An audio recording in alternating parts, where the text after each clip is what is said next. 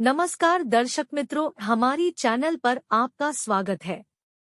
कृपा करके हमारी चैनल लाइक, कमेंट एवं सब्सक्राइब करें ताकि हमारे नए अपडेट आपको मिलते रहे।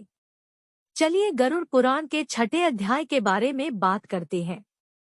पिंडदान का महत्व।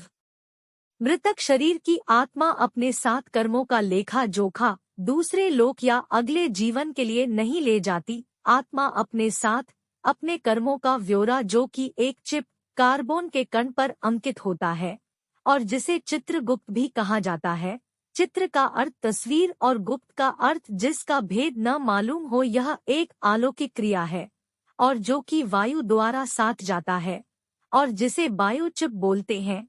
मृत्यु के बाद आत्मा के साथ चिपका रहता है।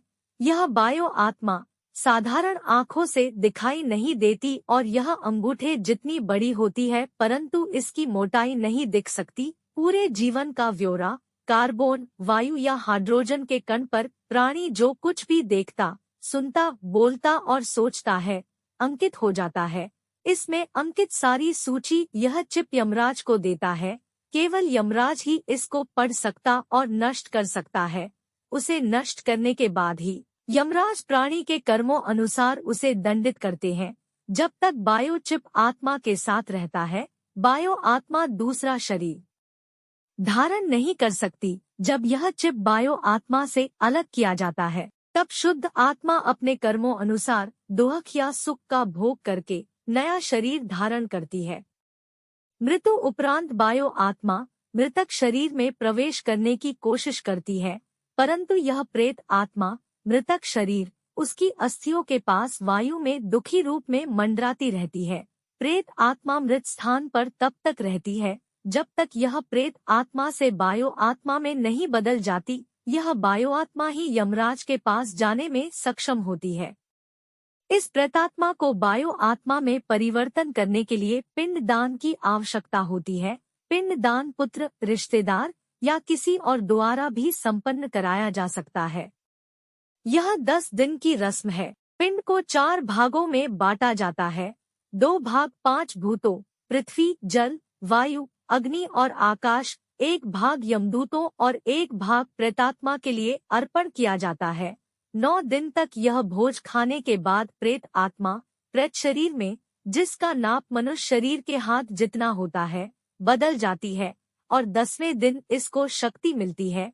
इस शक्ति के साथ यह यमराज तक के रास्ते पर चलने को तैयार हो जाती है। इस रास्ते को मृत्युस्तक भी कहा जाता है। पिंडदान में दी हुई लाई से प्रथम दिन सर, दूसरे दिन गर्दन, कंधे, तीसरे दिन हृदय, चौथे दिन पीठ, 5वें दिन धूनी, 6वें दिन कुल्हे गुप्त अंग, 7वें दिन जांग, 8वें दिन घुटने, 9वें दिन पैर, 10वें दिन भूख प्यास। यह निर्वाचित प्रेत शरीर भूख प्यास से दुखी 11वें 12वें दिन भोजन करता है। 13वें दिन प्रेत शरीर यमदूतों के पाशबुद्धों में जकड़ा एक बंदी बंदर की तरह मृत्यु सड़क पर घसीटता हुआ चलता है।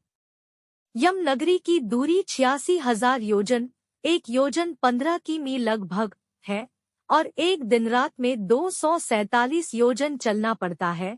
16 पौर रास्ते में अनेक प्रकार की यातनाएं, दुर्लभ रास्ते, भयानक पीड़ाएं 11 महीनों तक सहते हुए यमराज का राज्य शुरू होता है।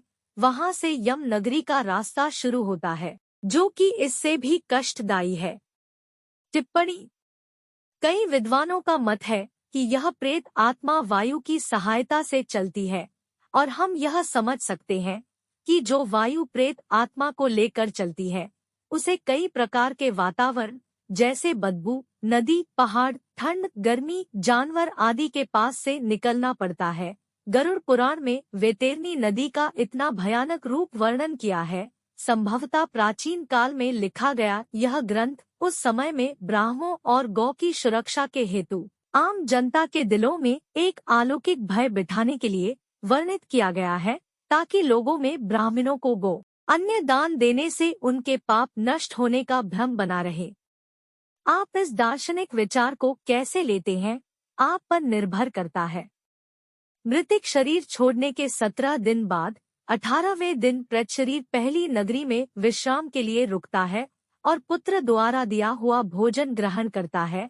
इस तरह सब नगरियों को पर करता हुआ 1 वर्ष के अंत में बाहुभैतपुर नगरी पहुंचकर प्रेत शरीर अपने शरीर को छोड़कर अंगूठे के नाप का शरीर धारण कर लेता है। प्रेतात्मा अपने कर्मों का भोग भोगने यमदूतों के साथ पाशबुंदों में जकड़ा हवा में चल पड़ता है।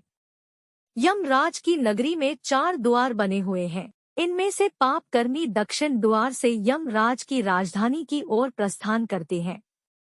आज के लिए बस इतना ही।